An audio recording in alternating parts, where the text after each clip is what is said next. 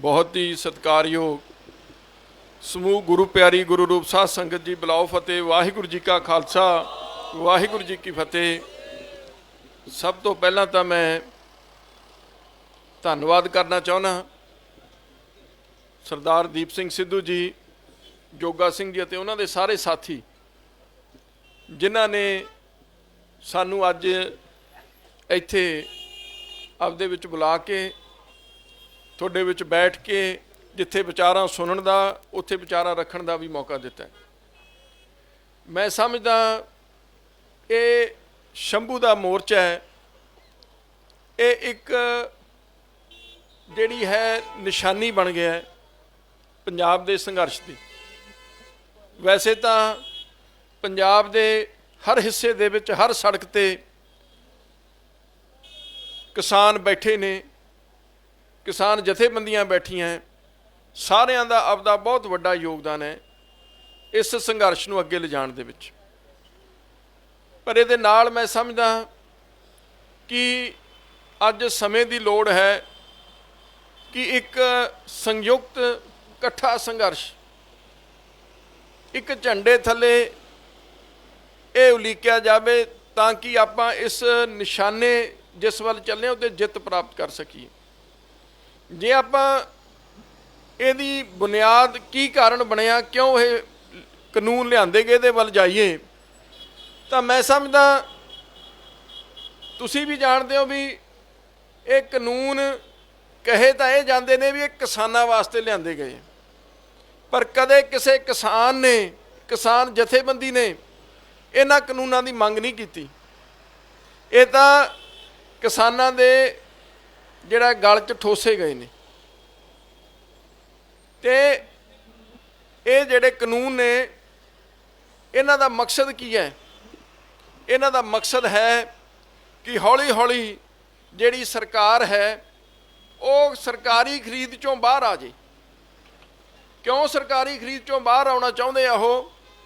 ਕਿਉਂਕਿ ਉਹਨਾਂ ਨੇ ਇੱਕ ਫੈਸਲਾ ਕਰ ਲਿਆ, ਜਿਵੇਂ ਡਾਇਰੈਕਟ ਸਬਸਿਡੀ ਆਪਾਂ ਹਰ ਚੀਜ਼ ਲਈ ਇਹਨਾਂ ਨੇ ਸ਼ੁਰੂ ਕੀਤੀ ਹੈ ਵੀ ਸਿੱਧਾ ਖਾਤਿਆਂ 'ਚ ਪਾ ਦਿਓ। ਇਹ ਆਪਣੀ ਫਸਲ ਕਾਹਦੇ ਵਾਸਤੇ ਖਰੀਦੀ ਜਾਂਦੀ ਹੈ? ਇਹ ਖਰੀਦੀ ਜਾਂਦੀ ਹੈ ਜਿਹੜਾ PDS ਸਿਸਟਮ ਹੈ, ਪਬਲਿਕ ਡਿਸਟ੍ਰੀਬਿਊਸ਼ਨ ਸਿਸਟਮ, ਉਹਦੇ ਵਾਸਤੇ ਗਰੀਬਾਂ ਨੂੰ ਦੇਣ ਲਈ ਜਿਹੜੀ ਕੇਂਦਰ ਸਰਕਾਰ ਖਰੀਦਦੀ ਹੈ। ਤੇ ਉਹ ਖਰੀਦ ਕੇ ਸਟੋਰ ਕਰਕੇ ਵੱਖ-ਵੱਖ ਸੂਬਿਆਂ 'ਚ ਜਿੱਥੇ ਵੀ ਜਿਹੜੀ ਹੈ 2 ਰੁਪਏ ਕਿਲੋ ਕਣਕ ਜਾਂ ਜਿਹੜੇ ਚੌਲ ਨੇ ਉਹ ਮੁਹੱਈਆ ਕਰਾਏ ਜਾਂਦੇ ਨੇ। ਹੁਣ ਸਰਕਾਰ ਨੇ ਇਹ ਫੈਸਲਾ ਕਰ ਲਿਆ, ਸ਼ਾਂਤਾ ਕੁਮਾਰ ਦੀ ਰਿਪੋਰਟ ਤੁਸੀਂ ਪੜ੍ਹੀ ਹੋਣੀ ਹੈ ਵੀ ਇਹ ਸਾਰਾ ਕੁਛ ਦੇ ਵਿੱਚ ਚੋਰੀ ਬਹੁਤ ਹੈ, ਵੀ ਇਹਨੂੰ ਖਤਮ ਕਰਕੇ ਸਿੱਧਾ ਖਾਤਿਆਂ 'ਚ ਪੈਸੇ ਦਿਓ। ਫਿਰ ਜਿਹੜੀ ਉਹ ਖਰੀਦਦੇ ਨੇ ਉਹਦਾ ਕੀ ਬਣੂ? ਕੌਣ ਖਰੀਦੂ? ਉਹ ਪ੍ਰਾਈਵੇਟ ਖਰੀਦੂ। ਤੇ ਫਿਰ ਨਤੀਜਾ ਕੀ ਹੋਣਾ?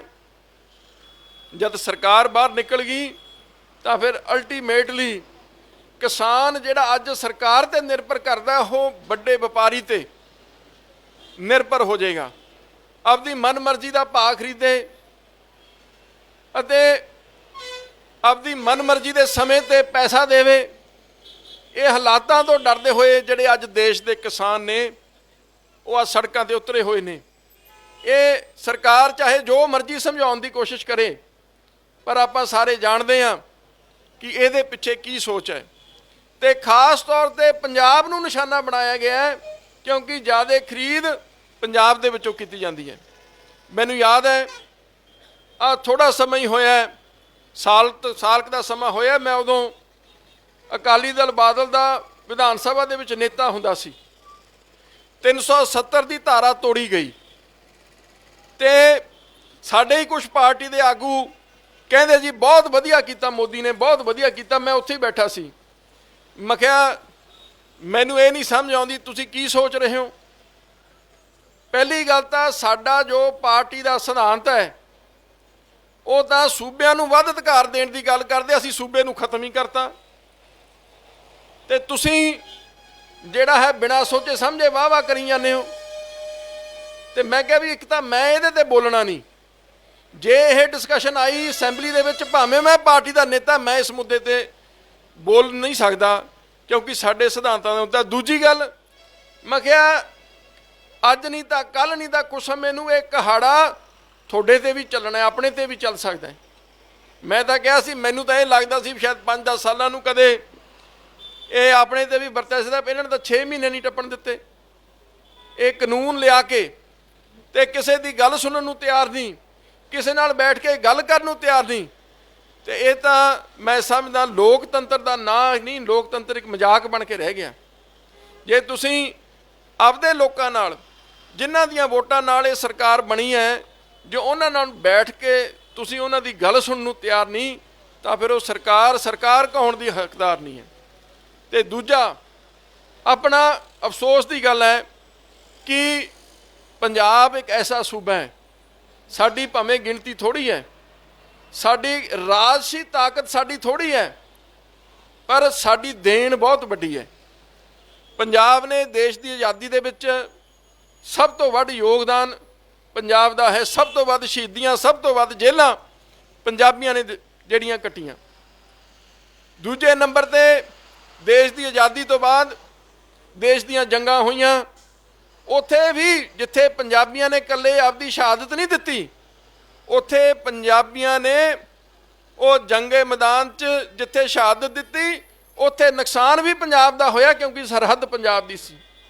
देश की वंड दे विच सब तो वध नुकसान पंजाबियां दा होया, क्योंकि जिहड़ा पंजाब पाकिस्तान तो जे कोई उजड़ के लोग आए तो पंजाबी आए, बाकी होर सूबियां दे बहुत थोड़े लोग आए। इस तो बाद देश नूं अन्न की लोड़ पई, तो फिर पंजाबियां ने आपदा खून पसीना बहा के देश का ढिड भरिया। पर कदे भी जब पंजाब नूं लोड़ पई, दुख नाल कहना पैंदा है, पंजाब की कदे किसी ने बाह नहीं फड़ी। कारण की है कि साडी जिहड़ी लोकतंत्र दे विच आबादी या गिणती मिणती हुंदी है, बहुत थोड़ी है। असीं 2% भी हिस्सा नहीं हैगे। साडियां पार्लीमेंट 13 सीटां ने, राज सभा 7 सीटां ने, जिहड़ियां कोई मायने नहीं रखदियां। जे यही लड़ाई किते एडा ही संघर्ष यूपी बिहार च वड्डिया हुंदा, अज सरकार ने उन्होंने बुला लेना सी भी आ जाओ साडे नाल गल कर लो। तुसीं हैरान होवोगे, किते ना किते जब संविधान बनिया कमियां रह जांदियां ने स्ट्रक्चर दे विच भी। तुसीं अमरीका दा राष्ट्रपति की चोण चल रही है, इहदा भी तुसीं देखिआ, ਉਹਦੇ 'ਚ ਤੁਹਾਨੂੰ बड़ी मज़ेदार गल दसदा, उत्थे किन्नी सियाणप नाल उन्हां ने सरकारां आपदियां जिहड़ियां असैंबलियां पार्लीमेंटां बनाईआं। जिवें अपने राज सभा ते लोक सभा है, उत्थे सैनेट हुंदी है एक हुंदी है कांग्रेस, ਜਾਂ ਇਹਨੂੰ हाउस ऑफ रिप्रजेंटेटिव्स कहंदे हैं। जिहड़ी हाउस ऑफ रिप्रजेंटेटिव्स है, उत्थे आबादी मुताबक लोग चुन के जाते हैं। जे किसी सूबे की वध आबादी है, उत्थे दे वध होणगे, घट वाली घट होणगे। उत्थे फर्क इन्ना सूबियां की आबादी च, कई सूबियां की तो आबादी 3-4 लाख है, कईयां की 4-5 करोड़ है, 100 गुणा फर्क है आबादी का।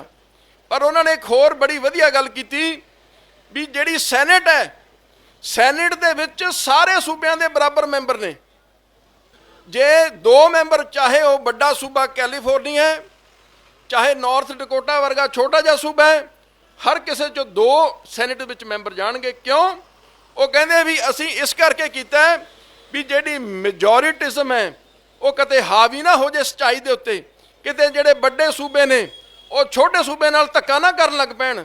इसलिए उन्होंने यह जिहड़ा आपदा ऐसा सिस्टम लिआंदा जिहड़ी साडे विच बड़ी कमी है, जिस करके साडी जिहड़ी आवाज़ ना पहुँचती है, ना ही उत्थे दबाव सुनिया जांदा है। उत्थे साडे एमपीआं ने, मैं किसी की नुकताचीनी नहीं करना चाहुंदा, सारिਆਂ ने आपदा आपदा हिस्सा रौला पाया, उत्थे वोट पाई बीजेपी तो बिना। पर क्यों नहीं सुनी गई? क्योंकि साडी उत्थे वो आवाज़, खास तौर पर साडा जो ताकत खास तौर पर सियासी सी, वो बड़ी सीमित सी। इस करके अज सानू ये धरने मुजाहरे करने पै रहे हैं। ये साडियां माइयां आपदे काम छड्ड के सड़कों पर बैठियां ने, ते दसो इस तो वध दुखदाई गल की हो सकती है। तो मैं तो इस मौके पर कह सकदा कि सानू अज हर चीज़ भुला के, साडे मतभेद बहुत होणगे, सारियां पार्टियां च भी हुंदे, भाईचारिਆਂ च भी हुंदे ने, क्योंकि ये चीज़ां जिहड़ियां समाज दे विच बणीਆਂ होईयां। पर अज सानू सारिਆਂ नू इकट्ठे होके ਇਹ ਲੜਾਈ ਨੂੰ ਅੱਗੇ ਲਿਜਾਣ ਦੀ ਲੋੜ ਹੈ। ਤੇ ਲੜਾਈ ਕਿਵੇਂ ਜਿੱਤੀ ਜਾਣੀ ਹੈ, ਉਹਦੇ ਵਾਸਤੇ ਵੀ ਸਾਨੂੰ ਪੂਰੇ ਦੇਸ਼ ਨੂੰ ਨਾਲ ਲੈਣਾ ਪੈਣਾ। ਦੇਸ਼ ਦੀ ਕਿਸਾਨੀ ਨੂੰ ਸਮਝਾਉਣਾ ਪੈਣਾ ਕਿ ਇਹ ਜਿਹੜਾ ਹੈ ਇਹਦੀ ਜਿਹੜੇ ਮਨਸੂਬੇ ਨੇ, ਇਹ ਜਿਹੜੀ ਕਿਸਾਨੀ ਨੂੰ ਖਤਮ ਕਰਨ ਦੇ ਮਨਸੂਬੇ, ਜੇ ਅੱਜ ਪੰਜਾਬ ਤੇ ਇਹ ਹਮਲਾ ਹੋਇਆ ਹੈ, ਕੱਲ ਹੋਰ ਤੀਜਾ ਸੂਬਾ ਕੋਈ ਹੋਰ ਵੀ ਹੋ ਸਕਦਾ ਹੈ ਜਿਹਦੇ ਤੇ ਇਹ ਕੱਲੇ ਕੱਲੇ ਕਰਕੇ ਉਹਨਾਂ ਦਾ ਨੁਕਸਾਨ ਕਰ ਸਕਦੇ ਆ। ਸਾਰੀਆਂ ਪਾਰਟੀਆਂ ਦੇਸ਼ ਦੀਆਂ, ਉਹਨਾਂ ਨੂੰ ਇਕੱਠੇ ਹੋਣਾ ਚਾਹੀਦਾ, ਸਾਨੂੰ ਇਕੱਠੇ ਜੋੜਨਾ ਚਾਹੀਦਾ ਸਾਰਿਆਂ ਨੂੰ ਇਸ ਸੰਘਰਸ਼ ਦੇ ਵਿੱਚ, ਤਾਂ ਹੀ ਅਸੀਂ ਜਿਹੜੀ ਹੈ ਜਿੱਤ ਪ੍ਰਾਪਤ ਕਰ ਸਕਦੇ ਹਾਂ। ਸਾਨੂੰ ਜਿਹੜਾ ਦਿੱਲੀ ਦਾ ਕਿਸਾਨ ਯੂਨੀਅਨ ਨੇ ਫੈਸਲਾ ਕੀਤਾ ਵੀ 26-27 ਤਰੀਕ ਨੂੰ ਅਸੀਂ ਦਿੱਲੀ ਜਾ ਕੇ ਉੱਥੇ 2 ਦਿਨ ਦਾ ਧਰਨਾ ਰੱਖਾਂਗੇ। ਮੇਰੀ ਤੁਹਾਨੂੰ ਸਭ ਨੂੰ ਬੇਨਤੀ ਹੈ ਵੀ ਆਪਾਂ ਨੂੰ ਉਹਦੇ ਵਿੱਚ ਵੀ ਸਭ ਤੋਂ ਹਰ ਕੋਈ ਬੰਦਾ ਛੱਡ ਕੇ ਆਪਦੇ ਫਰਕ ਉਹਦੇ ਵਿੱਚ ਸ਼ਾਮਿਲ ਹੋ, ਤਾਂ ਕਿ ਦਿੱਲੀ ਜਾ ਕੇ ਜਿਹੜੀ ਲੜਾਈ ਤਾਂ ਆਖਿਰ ਦਿੱਲੀ ਜਿੱਤੀ ਜਾਣੀ ਹੈ, ਉੱਥੇ ਜਾ ਕੇ ਉਹਨੂੰ ਆਪਾਂ ਇੱਕ ਸੰਦੇਸ਼ ਦੇ ਸਕੀਏ ਵੀ ਸਾਰੇ ਪੰਜਾਬੀ ਅੱਜ ਇਕੱਠੇ ਹੋ ਚੁੱਕੇ ਨੇ ਤੇ ਇਹ ਜਿਹੜੀ ਤਾਨਾਸ਼ਾਹੀ ਹੈ ਇਹ ਅਸੀਂ ਕਿਸੇ ਹਰਗਿਜ਼ ਨਾ ਕਦੇ ਪੰਜਾਬੀਆਂ ਨੇ ਪਹਿਲਾਂ ਸਹਿਣ ਕੀਤੀ ਹੈ, ਨਾ ਹੀ ਕਦੇ ਤਾਨਾਸ਼ਾਹੀ ਜਿਹੜੀ ਹੈ ਭਵਿੱਖ ਵਿੱਚ ਪੰਜਾਬੀ ਕਦੇ ਸਹਿਣ ਕਰਨਗੇ। ਸੋ ਮੈਂ ਨਾਲ ਹੀ ਆਪਦੇ ਵੱਲੋਂ ਸ਼੍ਰੋਮਣੀ ਅਕਾਲੀ ਦਲ ਡੈਮੋਕ੍ਰੈਟਿਕ ਦਾ ਨੁਮਾਇੰਦਾ ਹੋਣ ਦੇ ਨਾਤੇ ਤੁਹਾਨੂੰ ਇਹ ਵੀ ਵਿਸ਼ਵਾਸ ਦਿਵਾਉਣਾ ਕਿ ਸਾਡਾ ਪਹਿਲੇ ਦਿਨ ਤੋਂ ਹੀ ਇਹ ਫੈਸਲਾ ਸੀ ਕਿ ਆਪਾਂ ਸੰਘਰਸ਼, ਲੋਕਾਂ ਦੇ ਸੰਘਰਸ਼ ਵਿੱਚ ਸ਼ਾਮਿਲ ਹੋਣਾ ਹੈ, ਕੋਈ ਆਪਦੀ ਡਫਰੀ ਨਹੀਂ ਵਜਾਉਣੀ, ਤਾਂ ਕਿ ਜੇ ਕਿਸਾਨ ਯੂਨੀਅਨਾਂ ਜੋ ਫੈਸਲਾ ਕਰਨਗੀਆਂ ਉਹਨਾਂ ਦੇ ਉੱਤੇ ਅਸੀਂ ਪਹਿਰਾ ਦੇਵਾਂਗੇ, ਉਹਨਾਂ ਦੇ ਸਾਰੇ ਜੋ ਪ੍ਰੋਗਰਾਮ ਨੇ ਉਹਦੇ ਵਿੱਚ ਹਿੱਸਾ ਲਵਾਂਗੇ। ਮੈਨੂੰ ਖੁਸ਼ੀ ਹੈ ਵੀ ਸਾਡੇ ਜਿਹੜੇ ਆਗੂ ਵਰਕਰ ਨੇ ਉਹਨਾਂ ਦੇ ਜਿੱਥੇ ਜਿੱਥੇ ਬੈਠੇ ਸੀ ਸਾਰਿਆਂ ਨੇ ਆਪਦਾ ਜਿੰਨਾ ਵੀ ਯੋਗਦਾਨ ਪਾ ਸਕਦੇ ਸੀ ਉਹ ਪਾਉਣ ਦਾ ਯਤਨ ਕੀਤਾ। ਅੱਗੇ ਵੀ ਅਸੀਂ ਪੂਰਾ ਜਿਹੜਾ ਹੈ ਆਪਦੇ ਵੱਲੋਂ ਇਹ ਵਿਸ਼ਵਾਸ ਦਿਵਾਉਣੇ ਆ ਤੇ 26 ਤਰੀਕ ਨੂੰ 27 ਨੂੰ ਵੀ ਸਾਡੇ ਸਾਰੇ ਜਿਹੜੇ ਆਗੂ, ਸਾਡੇ ਸਾਰੇ ਵਰਕਰ ਉਹ ਜਾ ਕੇ ਦਿੱਲੀ ਦੇ ਵਿੱਚ ਆਪਦਾ ਜ਼ਰੂਰ ਹਿੱਸਾ ਪਾਉਣਗੇ। ਅਸੀਂ ਕੋਈ ਲੀਡਰ ਦੇ ਤੌਰ ਤੇ ਨਹੀਂ ਉੱਥੇ ਜਾਣਾ, ਅਸੀਂ ਆਮ ਇੱਕ ਕਿਸਾਨ ਦੇ ਤੌਰ ਤੇ, ਕਿਸਾਨ ਪੰਜਾਬੀ ਦੇ ਤੌਰ ਤੇ ਉੱਥੇ ਜਾ ਕੇ ਹਿੱਸਾ ਲੈਣਾ। ਸੋ ਮੈਂ ਫਿਰ ਜਿੱਥੇ ਸਮਾਂ ਕਿਉਂਕਿ ਬਹੁਤ ਹੋ ਗਿਆ, ਮੈਂ ਵਿਸ਼ੇਸ਼ ਤੌਰ ਤੇ ਸਾਡੇ ਵੀਰ ਦੀਪ ਜੀ ਜਿਹੜੇ ਇੱਕ ਨਾਮਵਰ ਕਲਾਕਾਰ ਨੇ, ਆਪਦਾ ਸਾਰਾ ਪ੍ਰੋਫੈਸ਼ਨ ਨੂੰ ਪਿੱਛੇ ਧੱਕ ਕੇ ਅੱਜ ਇੱਥੇ ਬੈਠੇ ਨੇ, ਸਾਰਾ ਆਪਦਾ ਕੰਮ ਛੱਡ ਕੇ, ਹੋਰ ਉਹਨਾਂ ਦੇ ਸਾਰੇ ਸਾਥੀ, ਉਹਨਾਂ ਨੂੰ ਇਸ ਗੱਲ ਦੀ ਵਧਾਈ ਦਿੰਦਾ ਕਿ ਉਹਨਾਂ ਨੇ ਜਦ ਲੋੜ ਪਈ ਹੈ ਅੱਜ ਪੰਜਾਬ ਦੇ ਲੋਕਾਂ ਨੂੰ ਤਾਂ ਉਹ ਮੂਹਰੇ ਆ ਕੇ ਖੜੇ ਨੇ। ਉਹਨਾਂ ਨੇ ਆਪਦੇ ਜਜ਼ਬਾਤ ਵੀ ਤੁਸੀਂ ਸਾਰਿਆਂ ਨੇ ਉਹਨਾਂ ਦੇ ਸੁਣੇ ਹੋਣੇ, ਹੋਰ ਸਾਰੇ ਸਾਥੀਆਂ ਦੇ। ਮੈਂ ਇੱਕੋ ਹੀ ਫੇਰ ਦੁਬਾਰਾ ਹੀ ਕਰਦਾ ਵੀ ਇਹਦਾ ਜਿੱਤ ਦਾ ਸਿਰਫ ਇੱਕੋ ਹੀ ਰਸਤਾ ਹੈ, ਉਹ ਹੈ ਏਕਤਾ, ਤੇ ਉਹਦੇ ਰਾਹੀਂ ਹੀ ਜਿਹੜੀ ਇਹ ਜਿੱਤ ਸਾਰੀ ਪ੍ਰਾਪਤ ਹੋਣੀ ਹੈ। ਨਹੀਂ ਜਿਸ ਤਰੀਕੇ ਨਾਲ ਕੱਲੇ ਕੱਲੇ ਚਾਹੇ 300 ਧਾਰਾ 70 ਤੋੜਨ ਦੀ ਗੱਲ ਹੋਵੇ, ਚਾਹੇ CAA ਦੀ ਗੱਲ ਹੋਵੇ ਜਿਹੜੀ ਲਾਗੂ ਕੀਤਾ ਉਹ ਸਿਟੀਜ਼ਨਸ਼ਿਪ ਅਮੈਂਡਮੈਂਟ ਐਕਟ, ਉਹਦੇ ਵਿੱਚ ਵੀ ਪਹਿਲਾਂ ਮੁਸਲਮਾਨ ਭਾਈਚਾਰੇ ਨੂੰ ਅੱਡ ਕਰ ਦਿੱਤਾ ਗਿਆ। ਤਾਂ ਮੈਂ ਧਰਮ ਦੀ ਗੱਲ ਨਹੀਂ ਕਰਾਂਗਾ, ਮੈਂ ਤਾਂ ਇਹ ਗੱਲ ਕਰਦਾ ਵੀ ਇਹ ਇੱਕ ਬੜੀ ਸੋਚੀ ਸਮਝੀ ਸਾਜ਼ਿਸ਼ ਦੇ ਤਹਿਤ ਇਹ ਜੋ ਸਾਰਾ ਕੁਝ ਹੋ ਰਿਹਾ ਹੈ, ਇਹ ਤੋਂ ਆਪਾਂ ਨੂੰ ਸੁਚੇਤ ਰਹਿਣ ਦੀ ਲੋੜ ਹੈ। ਇਹ ਕੋਈ ਇਕੱਲੀ ਕਿਸਾਨੀ ਦੀ ਲੜਾਈ ਵੀ ਨਹੀਂ, ਇਹ ਸੂਬਿਆਂ ਦੀ ਵੀ ਲੜਾਈ। ਆਖਰ ਸੂਬਿਆਂ ਦੇ ਅਧਿਕਾਰਾਂ ਤੇ ਵੀ ਟਾਕਾ ਵੱਜਿਆ। ਅੱਜ ਸਿਰਫ ਇਹ ਕਿਸਾਨੀ ਦੀ ਦਿਖ ਰਹੀ ਹੈ, ਪਰ ਕੱਲ ਨੂੰ ਜਦ ਸੂਬਿਆਂ ਦੇ ਐਂ ਅਧਿਕਾਰ ਖੋਏ ਜਾਂਦੇ ਰਹੇ ਤਾਂ ਘਰ ਫਿਰ ਸੂਬੇ ਨਹੀਂ ਰਹਿ ਜਾਣੇ, ਉਹ ਤਾਂ ਇੱਕ ਡਿਗਨੀਫਾਈਡ ਮਿਊਨਿਸਪਲ ਕਮੇਟੀਆਂ ਬਣ ਜਾਣਗੀਆਂ ਜਿਨ੍ਹਾਂ ਕੋਲ ਆਪਦੇ ਕੋਈ ਅਧਿਕਾਰ ਨਹੀਂ। ਉਹ 24 ਘੰਟੇ ਕੇਂਦਰ ਦੇ ਮੂੰਹ ਵੱਲ ਝਾਕੀ ਜਾਣਗੇ ਵੀ ਕਦ ਉਹਨਾਂ ਦਾ ਸਾਡੇ ਤੇ ਕਿਰਪਾ ਹੋਊਗੀ ਤੇ ਕਦ ਅਸੀਂ ਜਿਹੜਾ ਹੈ ਆਪਦੇ ਸੂਬੇ 'ਚ ਕੋਈ ਫੈਸਲਾ ਕਰ ਸਕਾਂਗੇ। ਸੋ ਇਸ ਤਰੀਕੇ ਦੇ ਨਾਲ ਅੱਜ ਸਾਡੀ ਸ਼੍ਰੋਮਣੀ ਅਕਾਲੀ ਦਲ ਦੀ ਗੱਲ ਕਰੀਏ ਤਾਂ ਸ਼੍ਰੋਮਣੀ ਅਕਾਲੀ ਦਲ ਤਾਂ ਸੰਘਰਸ਼ਾਂ 'ਚੋਂ ਨਿਕਲੀ ਪਾਰਟੀ ਹੈ। ਜੇ ਸੂਬਿਆਂ ਦੀ ਵੱਧ ਅਧਿਕਾਰ ਦੀ ਕਿਸੇ ਵੀ ਪਾਰਟੀ ਨੇ ਪੰਜਾਬ 'ਚ ਪਹਿਲਾਂ ਗੱਲ ਦੇਸ਼ 'ਚ ਗੱਲ ਕੀਤੀ ਤਾਂ ਸ਼੍ਰੋਮਣੀ ਅਕਾਲੀ ਦਲ ਨੇ ਕੀਤੀ ਹੈ। ਇਸ ਲਈ ਉਸ ਪਾਰਟੀ ਦੇ ਵਾਰਸ ਦੇ ਤੌਰ ਤੇ ਅਸੀਂ ਇਹੀ ਨਿਸ਼ਾਨਾ ਵੀ ਇਹੀ ਲੈ ਕੇ ਚੱਲੇ ਹਾਂ ਵੀ ਜਿਹੜੀ ਸਾਡੀ ਸ਼੍ਰੋਮਣੀ ਅਕਾਲੀ ਦਲ ਡੈਮੋਕ੍ਰੈਟਿਕ ਦੀ ਸਥਾਪਨਾ ਹੋਈ ਹੈ, ਅਸੀਂ ਸ਼੍ਰੋਮਣੀ ਅਕਾਲੀ ਦਲ ਦੇ ਸਿਧਾਂਤਾਂ ਤੇ ਪਹਿਰਾ ਦੇਵਾਂਗੇ। ਸ਼੍ਰੋਮਣੀ ਅਕਾਲੀ ਦਲ ਦੀ ਸੋਚ ਸੀ ਜਿਹੜੀ ਸਾਡੇ ਬਜ਼ੁਰਗਾਂ ਦੀ, ਉਹ ਤੇ ਚੱਲਾਂਗੇ। ਇਹੀ ਮੁੱਖ ਜਿਹੜੀ ਚੀਜ਼ ਨੂੰ ਲੈ ਕੇ ਅਸੀਂ ਚੱਲੇ ਹਾਂ। ਤਾਂ ਇਹ ਮੈਂ ਸਮਝਦਾ ਸਭ ਤੋਂ ਉਹਦੇ ਵਿੱਚ ਜੇ ਮੂਲ ਸੀ ਤਾਂ ਉਹ ਸਾਡੀ ਜਿੱਥੇ ਪੰਥਕ ਸੋਚ ਸੀ, ਉੱਥੇ ਕਿਸਾਨੀ ਜਿਹੜੀ ਸੀ ਪੰਜਾਬ ਦੀ, ਪੰਜਾਬ ਦੇ ਮਜ਼ਦੂਰ ਦੀ ਗੱਲ ਸੀ, ਉਹ ਹਮੇਸ਼ਾ ਸ਼੍ਰੋਮਣੀ ਅਕਾਲੀ ਦਲ ਸਭ ਤੋਂ ਪਹਿਲਾਂ ਕਰਦਾ ਰਿਹਾ। ਇਸ ਲਈ ਮੈਂ ਫਿਰ ਆਪਦੇ ਵੱਲੋਂ ਜਿਹੜੇ ਮੇਰੇ ਸਾਥੀ ਵੀ ਸਾਡੇ ਨਾਲ ਆਏ ਨੇ ਉਹਨਾਂ ਵੱਲੋਂ ਵੀ ਸਾਰਿਆਂ ਦਾ ਤੁਹਾਡਾ ਧੰਨਵਾਦ ਕਰਦਾ ਕਿ ਤੁਸੀਂ ਸਾਨੂੰ ਦਿੱਤਾ ਸੱਦਾ ਮੌਕਾ ਦਿੱਤਾ ਹੈ। ਵਾਹਿਗੁਰੂ ਜੀ ਕਾ ਖਾਲਸਾ, ਵਾਹਿਗੁਰੂ ਜੀ ਕੀ ਫਤਿਹ।